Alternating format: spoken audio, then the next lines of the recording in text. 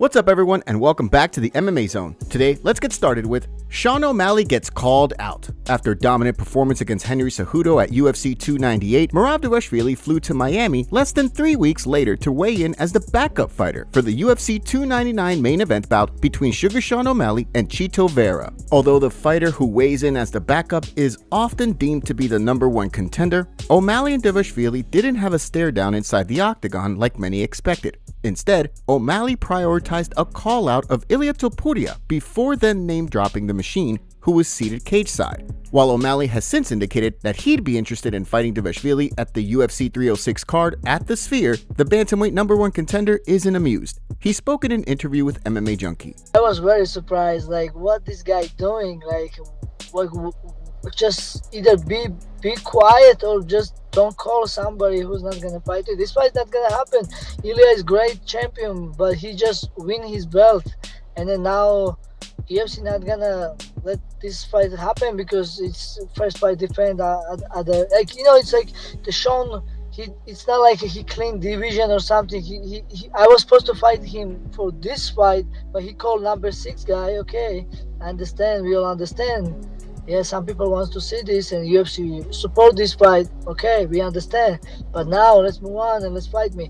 From the sounds of things, a bout between O'Malley and Dvalishvili is next up, despite the bantamweight champ's initial post-fight call-out. Next up, let's take a look at Colby Covington goes off on Ian Garry. Colby Covington and Ian Garry seem to be on a collision course of sorts. After Covington took aim at the Irish contender and his relationship last year, cracking jokes at his expense, Garry listed Covington on his hit list, right after Jeff Neal, whom he defeated at UFC 298. While the former interim champ had previously indicated following his loss to Leon Edwards that he would like to fight Stephen Wonderboy Thompson, in the recent video posted to social media, Covington went off on Garry.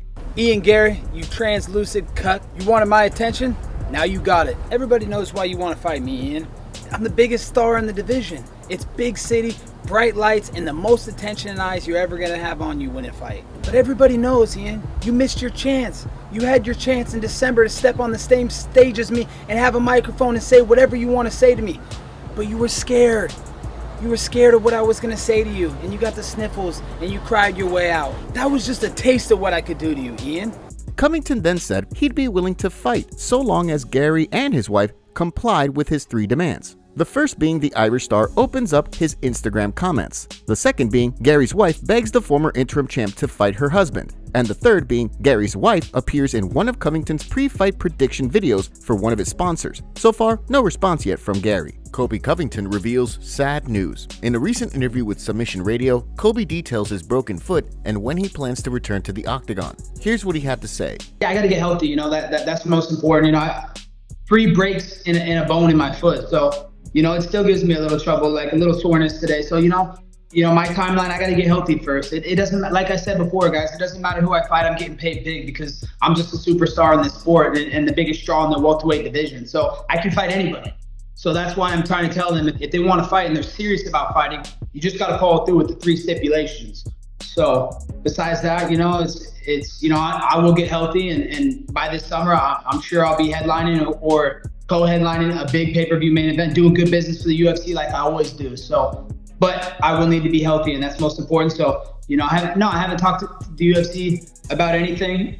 Next up, let's take a look at Charles Oliveira is one-dimensional, according to Arman Tsarukyan. At UFC 300, former lightweight champion Charles Oliveira will compete in a title eliminator against streaking contender Arman Tsarukyan. The bout, which will kick off the main card of UFC 300, has left the MMA community divided in their predictions, with some of the mindset that the former champion will get the job done, and others of the mindset that Tsarukyan's time is now. Ahead of the fight, Tsarukyan spoke about the bout in an interview with Red Corner MMA. The captions of the video provided translation to his comments. Quote, Charles is good at one thing, taking his opponent's back and choking him out from that position. He has long limbs, so he's good at taking the back, locking the triangle and finishing the submissions. But overall, he's nothing special. Yes, he has some tricks when pulling guard, but nothing extraordinary.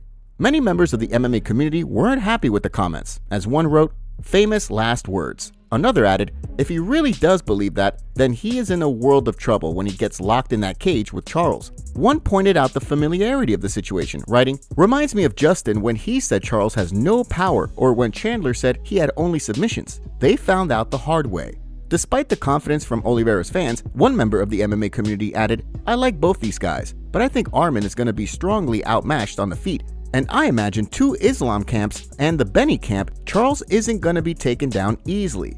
I don't see this one going past the second. Someone will get finished." Another fan added, "Arman is 100% correct. With the fight rapidly approaching next month, Tsarukyan sits as a -218 favorite to Oliveira's status as a +180 underdog on DraftKings." Next, let's take a look at Sean Strickland vs. DDP rematch. While it's continued to look as though Israel Adesanya will get the first crack at Dricus du Plessis' middleweight title, Sean Strickland seems to be of the mindset that he and the champ need to run things back. After their closely contested fight at UFC 297, Dana White indicated that he scored the final round and the fight in favor of Strickland. Given that, the former champion is unsure as to why the last stylebender is walking into a title shot. He took to social media to share his thoughts, writing, "You know, I don't care about fight politics or a belt, but it makes me laugh. They gave Izzy a rematch to Alex after getting slept. I lost a close decision that Dana himself thought I won. Everyone did. The stats did. That needs to be run back."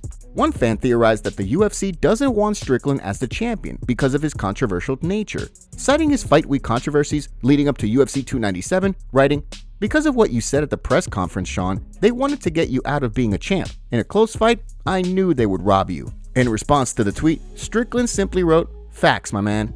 Fans were quick to weigh in, with one writing, "Then they're gonna give Izzy another shot before you, even though he's 1-2 in his last 3 fights. Another pointed to the UFC 292 headliner, writing, "Dana knows who he wants champ. Aljo had a 5 title defense streak and 9 fight win streak and didn't even get considered for an O'Malley rematch straight to the 6th ranked fighter." Despite that, one fan pointed out that Adesanya had defended the belt numerous times in the past, and as such, deserves another crack at the belt, writing, "Probably something to do with Izzy having defended the belt more than 0 times." So far, despite the expectation of du Plessis versus Adesanya happening this year, nothing has been finalized. Now, let's shift gears and take a look at Jorge Masvidal sends a warning to Nate Diaz. An official report recently indicated that a boxing match between Jorge Masvidal and Nate Diaz had been finalized for June 1st, with the 2 original contenders for the BMF belt running things back inside the squared circle. The bout will mark Masvidal's first since retiring from active competition following his 4th straight loss inside the octagon late last year. Ahead of the contest, Masvidal spoke on the MMA Hour, issuing a warning to Diaz. "Because I want to murder this guy, and it's nothing personal with him, but I want to beat the brakes out of him. You know, he always said that the referee saved me. I don't think anybody with common sense would agree. So I think this fight right here puts an end to all that bullshit. I don't play that shit, man. I'm trying to kill this mother." And he knows it personally. I mean, he has the scars to prove it, you know? He sees them things every day in the mirror when he looks and he goes, "This guy's going to try to kill me, bro." So he can get in this for Nate. Get your ass in shape because I'm coming to break your face, brother.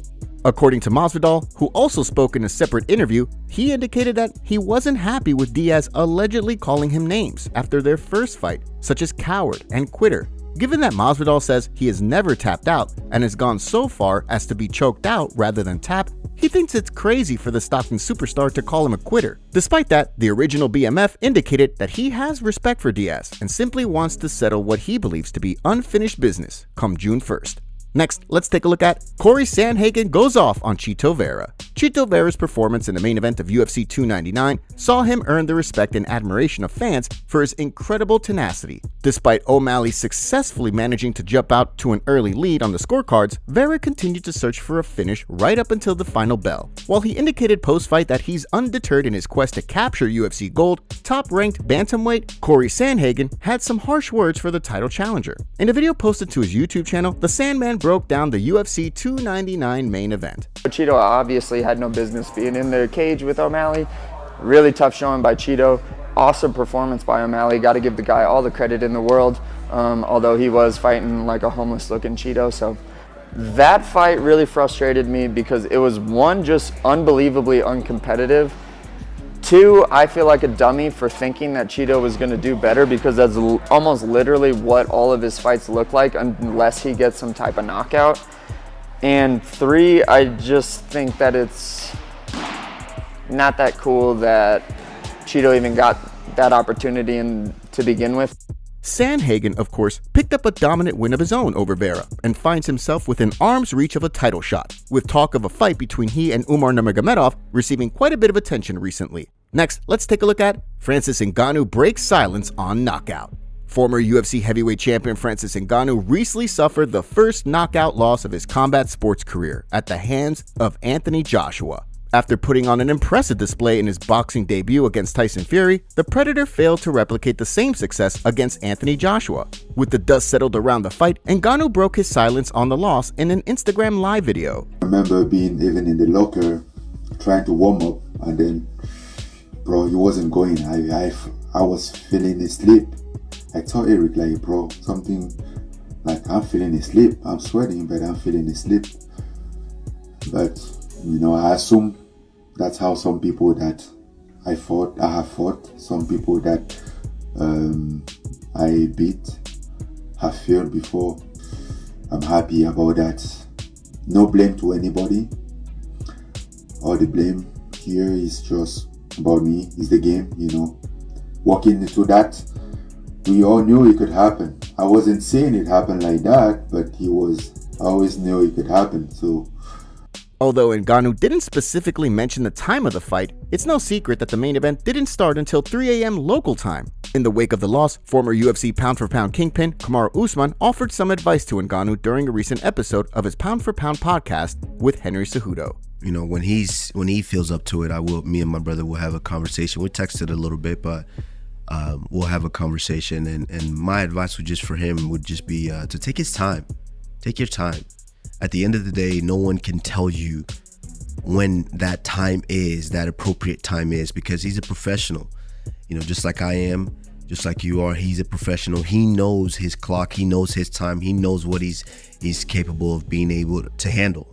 And so I would say just take your time. So far, no word yet on when Ngannou will return to action. However, the expectation is that he'll return to MMA to compete against Renan Ferreira in the PFL when the time comes.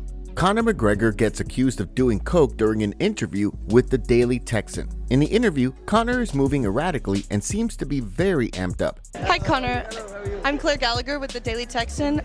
What can you tell us about your acting debut? Obviously it's your first experience. Hard work, but you know, we got it done. It's in the bank for life. You know, you put something in the bank, maybe it's not going to be there for life. You might spend it. This baby is in there for life, and I'm ecstatic about that. Here's what some fans had to say. This is the most coked out a guy can get without ventricle shooting out his chest. Yeah, I had a drug issue at one point. The color of his skin is the main tell. He is taking multiple substances, not just coke. The version of Conor on the red carpet doing interviews isn't alarming to me. It's weird how someone like Michael Chandler is waiting around to fight that version of Conor McGregor for what? Like, what do you gain fighting a guy worth $600 million that is clearly not active? Move the F on. My point is, clearly, if you want the recent videos of Conor, he is not fighting at all. No time soon, that is, and especially June. Yeah, the UFC might be protecting their brand from him at this point. He's geeked out of his mind in this video. He hasn't seen a sober day since he broke his leg, I bet. Top comments. Wow, remember Paddy Pimblett? No, me neither.